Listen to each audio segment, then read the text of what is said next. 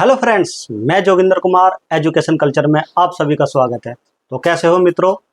थोड़ा उदासपन आपके साथ होगा तो मैं थोड़ा समझता हूँ, क्योंकि आयोग का जैसे ही अध्यक्ष कीर्तिमान पांडे जी ने अपना त्यागपत्र दिया तो पेपर होने की बड़ी एक समस्या आपके सामने आ गई होगी। लेकिन मैं आपसे फिर भी यही कहूँगा कि आप पेपर की डेट जो है 15 और 16 अक्टूबर, पीजीटी की जो डेट है 15-16 अक्टूबर की जो डेट है, आप उसको मानकर तैयारी करते रहिए। मत देखिए बार बार फ़ोन को। तो बस यही है कि आप लगे रहिए, प्रैक्टिस करते रहिए। ऐसा ना हो कभी ये पेपर हाथ से निकल जाए। तो आइए हम आगे बढ़ते हैं। आज हम आपको बताना चाह रहे हैं, आज हम पढ़ेंगे अलाउद्दीन खिलजी के अलाउद्दीन खिलजी के अभियान। एक ट्रिक के माध्यम से हम इसको याद करेंगे।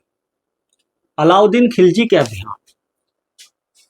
तो अलाउद्दीन खिलजी ने, जैसे समुद्रगुप्त ने उत्तर भारत के 3 राज्य जीते थे और दक्षिण भारत के 3 राज्य जीते थे, तो उसी प्रकार अलाउद्दीन खिलजी की वही नीति थी जो समुद्रगुप्त की नीति थी।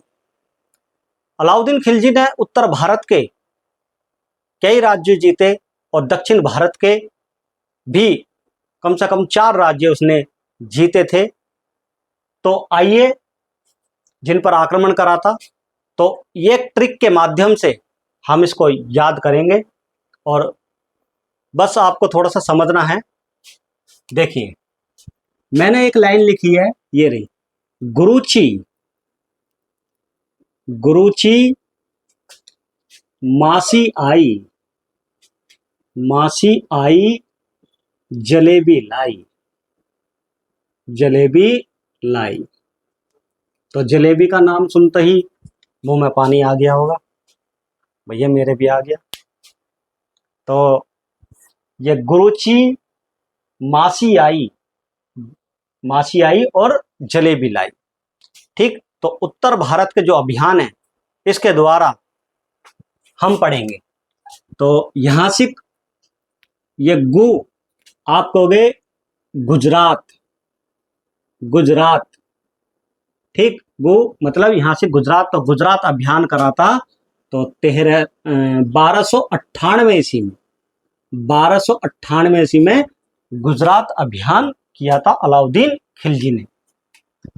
रेऊ यहां से आप कहोगे रणथंबोर पर अभियान करा था।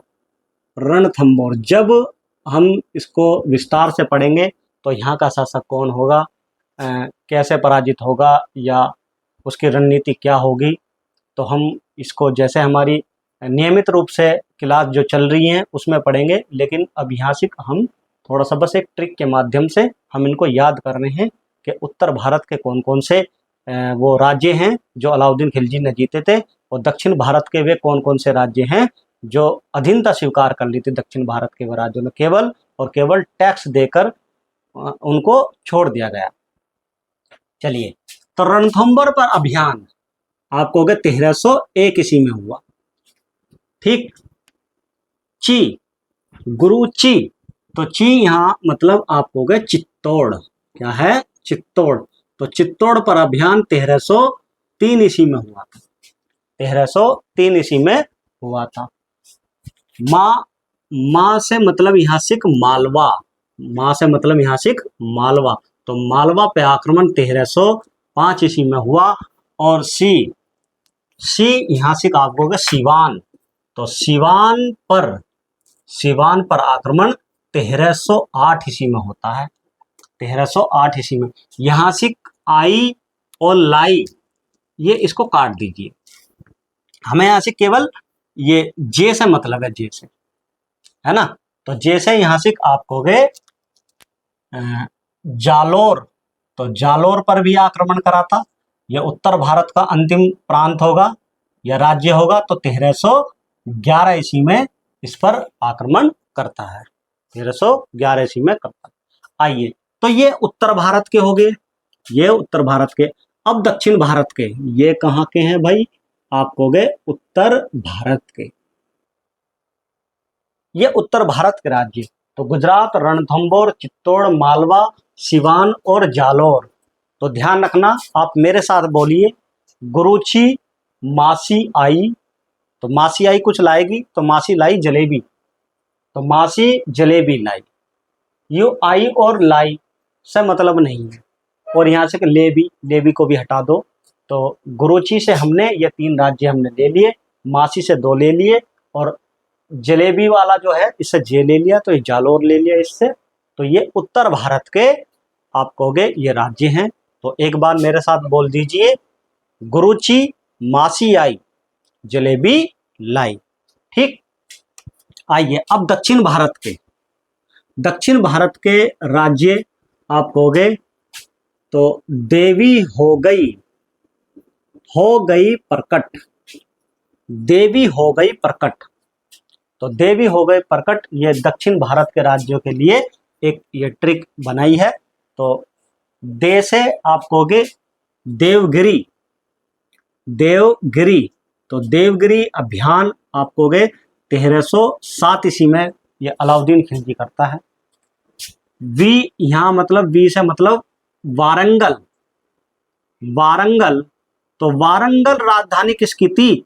तो आप कहोगे तेलंगाना की राजधानी, तेलंगाना की राजधानी थी। किसकी थी? तेलंगाना की राजधानी। तो इस पर अभियान कब करता है? तो 1309 ईस्वी में करता है, 1309 ईस्वी में करता है। इसके बाद हो से मतलब होयसल, होयसल। तो होयसल अभियान, तो होयसल अभियान 1310 ईस्वी में करता है। और यहाँ को ये गई काट दो और ये पैसे ले लो, पैसे पांड्य राज्य पर अभियान करेगा, जिसको जीत नहीं पाएंगे। तो 1311 ईस्वी में, 1311 ईस्वी में तो देवी हो गई प्रकट। नवरात्रों का समय चल रहा है, तो देवी तो प्रकट होएगी। तो ध्यान रखना, तो देवी प्रकट होएगी तो केवल और केवल इन पर टैक्स लेकर इनको छोड़ देगा अलाउद्दीन खिलजी। तो ध्यान रखना, जैसे समुद्रगुप्त ने अपनी नीति का पालन करा था, उत्तर भारत के जो राज्य थे उनका विलय कर लिया था, और दक्षिण भारत के जो राज्य थे उनको आप लोग टैक्स लेकर उनको फ्री कर दिया था, यानी कि छोड़ दिया था, यानी कि अपने अधीन कर लिया था। तो ऐसे ही ये जो 4 राज्य हैं, देवगिरी, वारंगल, या जिसको हम तेलंगाना कह रहे हैं, वारंगल जो थी तेलंगाना की राजधानी थी, होयसल और पांड्य। डेट भी आप इनकी जरूर याद रखना, क्योंकि पेपर में आपको क्रमशः लगाने के लिए आ जाता है, क्रॉनिकल में आपसे पूछ लेता है। तो ध्यान रखना। तो ये बहुत ही महत्वपूर्ण, ये आपके सामने ये क्वेश्चन, इससे 1-2 क्वेश्चन जरूर बन जाएंगे। और आप जब मेंस में आप लिखोगे तो हेडिंग बना बना के आप लिख सकते हैं, लेकिन इनके बारे में थोड़ा पता होना जरूरी है। वो हम जब हम अलाउद्दीन खिलजी को हम पढ़ेंगे, है ना, तो तब हम इनके बारे में जाने, तो यहाँ के शासक कौन है और यहाँ कौन अभियान करता है। जैसे अलाउद्दीन खिलजी के 4 सेनापति थे, यहाँ कौन कौन अभियान करता है, या मलिक काफूर जो था वो किस राज्य पर आक्रमण करता है, तो वो सब हम डिटेल से तब बाद में पढ़ेंगे। केवल हमने आज इतना पढ़ा है कि अलाउद्दीन खिलजी के जो अभियान है, एक ट्रिक के माध्यम से कैसे इनको याद करें। ठीक, तो कैसी लगी हमारी वीडियो? तो मिलते हैं अगली वीडियो में। जय हिंद, जय भारत।